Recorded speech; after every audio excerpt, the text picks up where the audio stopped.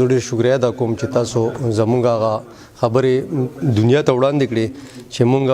ولې د پارټۍ نه وتو هغه خبرې چې مونږ کمې کړې وې د هغې نه وروسته وسو مونږ بسې سلیم الرحمن ایم این اے صاحب او د فضل حکیم ډي چیرمن صاحب او د ګران ایم پی اے صاحب او د وزیر اعلی صاحب د ټولو مونږ خصوصا ډېره شکریا ادا کوو او د سهیل سلطان صاحب او ریاض خان او اقنواز وکیل صاحب په دې کې نور حیدرعلي خان دا ډېر زیات مشران دي چې هغو کومه لویه جرګه راوستو زموږ بسې نو موږ دونه لوی حیثیت والا خلک نه یو چې څومره دوی په جرګه راوستوه په دونه جرګه کې موږ هغو سره د دوی په اوږه باندې ورتېدو لوز وکړو د هغه لوز نن د وزیر اعلی صاحب په ځای کې موږ پوره کړو د هغو سره چې موږ دا پاکستان تحریک انصاف ټوپۍ په سره کړه او موږ به انشاءالله چې څونه عوامي نیشنل پارټۍ سره مخکې کول بس په د هغې نه سیوا د دې پاکستان تحریک انصاف سره کو چې انشاءالله دا به مخ وړاندې لاړ شي زما د عمران خان صاحب چې څومره پالیسیانې زما دغه پالیسیانې خوښې شي د هغه ایم پی ایګان یو ساده ایم پی ایګان دي که دلته وزیر اعلی صاحب دی که هغه فضل حکیم صاحب دی که سلیم الرحمن صاحب دی چې څومره ایم این ایګان ایم پی ایګان د حقیقت دا دی چې زه سره دې نه مخکې زما خپل پرسنلي تعلق و نو هغو یو ډېر زیات ساده او داسې خلک دي زه یم چې د دې معاشرې دپاره هغه بالکل جوړ دي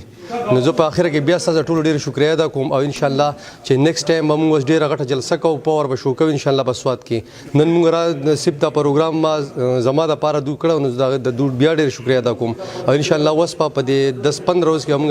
اعلان کوو او په د سوات کې به یو غټه جلسه کوم که خیري انشاءالله دنیا ته به ثابت شي چې آو د دوی یو خاندانو زه خو د ټولو لاول د خپل وروڼو له او د مانکوټ د مشرانو له ټولو امزولو کشرانو له ټولو مبارکباد ورکوم هرکاری ورته یم توجه زموږ د مسؤل نه اورله ورکوله نه یې موږ نه راکوله او نه د وجید علي خان په دې وجه باندې مجبوره شو بیا دا ماشوم ولاړو زموږ د روسیه ولاړو د هغې باوجود اتحاد وکړو موږ په دغه ډېر زیات خفه شو موږ په دې وجه باندې تحریک انصاف سره په اوږه په اوږه جان په جان ښه به ولاړو په نیشنل پارټۍ کې د هغو جایدادونه هر څه خوړلي مال دولت ټول هر څه ورته کړي دي او الله تعالی بادشاه د عمران خان نه بری ورکړي هغه دا وینا کړې ده چې زه به د مدني قانون نه ولمه الله دې ورته توفیق ورکړي او په دې ملک ته خو د شرعي نظام راولي نثار خان ډېره زیاته شکریا په دې وجه ادا کوو چې زمونږ هغه جرګه چې کوم په ده پسې تلې وه زموږ د پارټۍ 3 جرګې د مشرانو جرګې او بیا د کشرانو جرګې به ده پسې شوې هغه جرګې ده ومنلې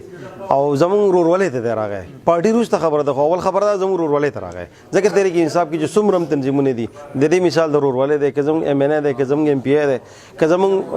وفاقي وزیران دي که صوبایي وزیران دي ټول مثال درونه دی نثار خان هم زموږ ورورولۍ کې شامل شو او تحریک انصاف به انشاءالله دا ډېره عزتمنده کړه ده ډېره درنه کړه ده دوی له به عزت ورکړي دوی والډي ښه عزتمند خلک دی او د دوی نه هم دا تمن لرو چې او زه دا وایم زه دا په دعوې سره وایم چې په مانکوټ فیض آباد یونین کونسل کې چې تحریک انصاف اوس څومره مضبوط شو نو یقینا دا خبره ده چې 1997 نه په رایسته دا دومره چرته هم نه Subscribe to our channel by clicking the subscribe button. Click the bell button and enjoy the latest uploads from our channel.